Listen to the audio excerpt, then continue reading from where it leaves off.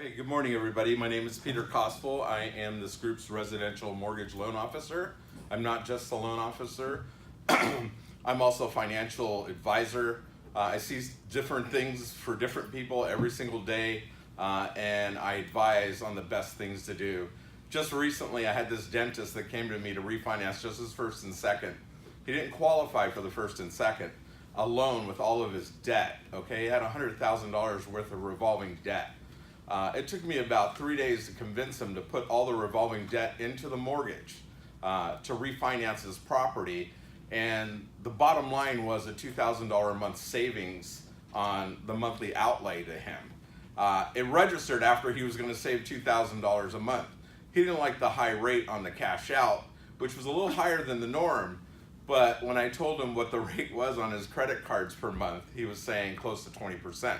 So my high rate at mid-4s made a lot more sense to him than 20% interest rates on credit cards. I don't know exactly what people do to get $100,000 put onto credit cards. I would always love to ask them what single item that they have that they could tell me was worth putting $100,000 on a credit card, but that's a question I never ask anybody. I'm always interested in that. Anyway, get a lot of first-time home buyers, love working with people that don't know what they qualify for and want an answer. I do all that free of charge, pull their credit.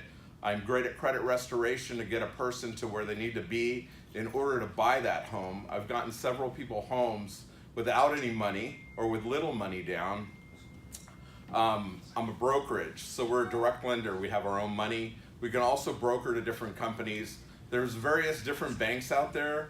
And I was saying earlier that I know my underwriting and guidelines. Point in fact, we just closed on a purchase and the borrower went into her local Chase bank.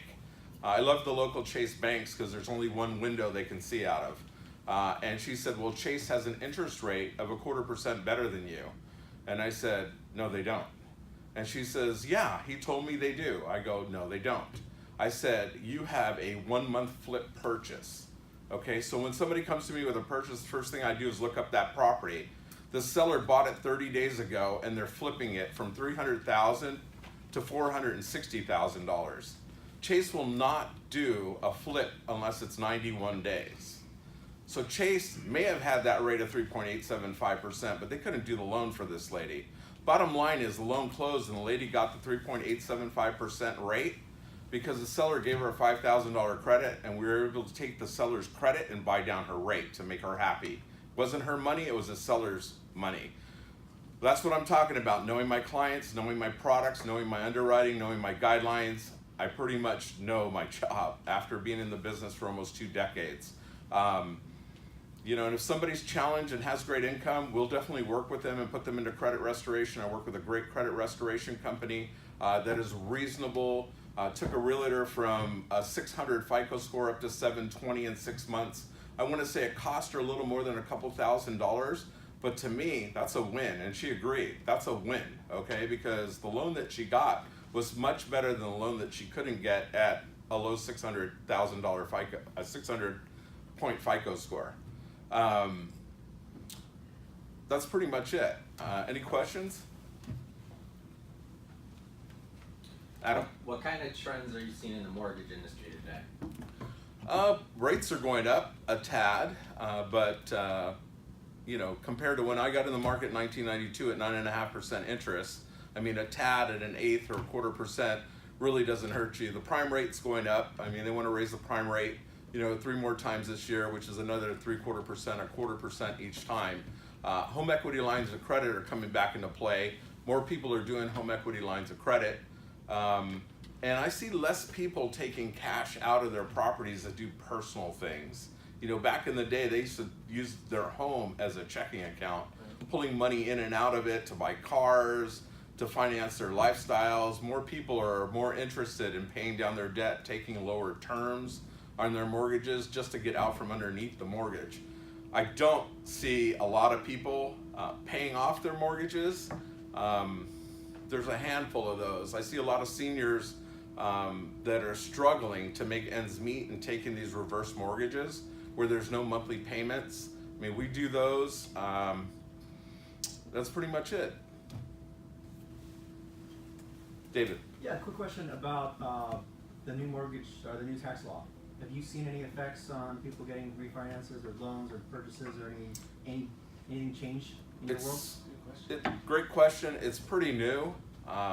It's not stopping the people from buying the $1 million homes that have, property taxes that are greater than $10,000 a year. It's not going to stand in their way. They're still buying them. Wrote an offer yesterday for a $1.2 million purchase, and those property taxes are well over $10,000 a month. But if you saw this house, you'd buy it too. Jeff, did you have a question? Oh no, it's the same. Christian? I have a question. Could you just give a little insight into your process?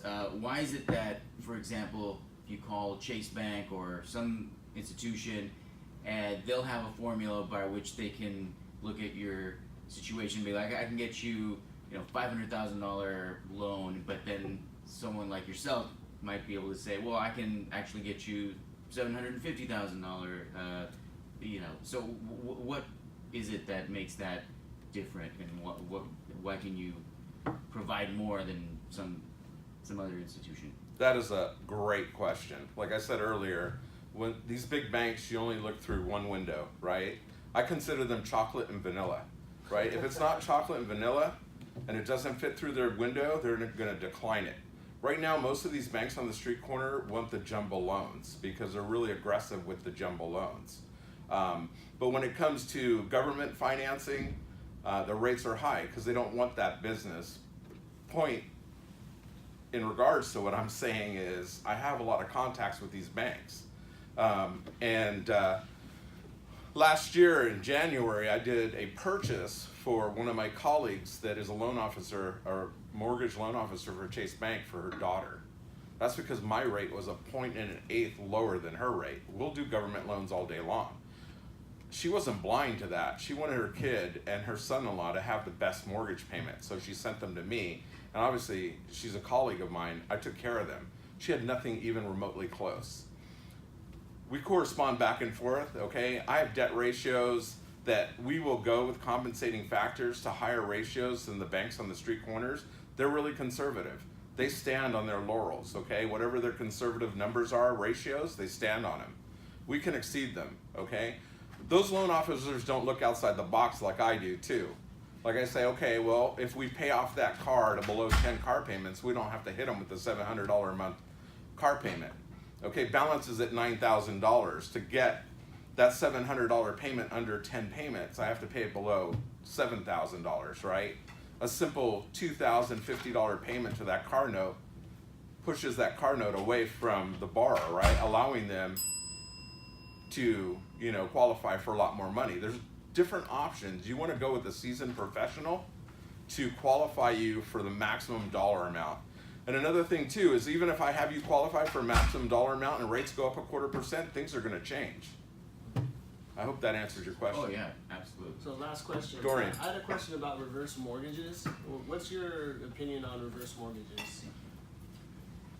I think they're great for the seniors that are in need of money now, okay? The equity in those homes belongs to the senior, not to their heirs. If they need it now to live off of, I think it's a great idea because it alleviates their mortgage payment, their monthly mortgage payment, provides them capital in their pocket.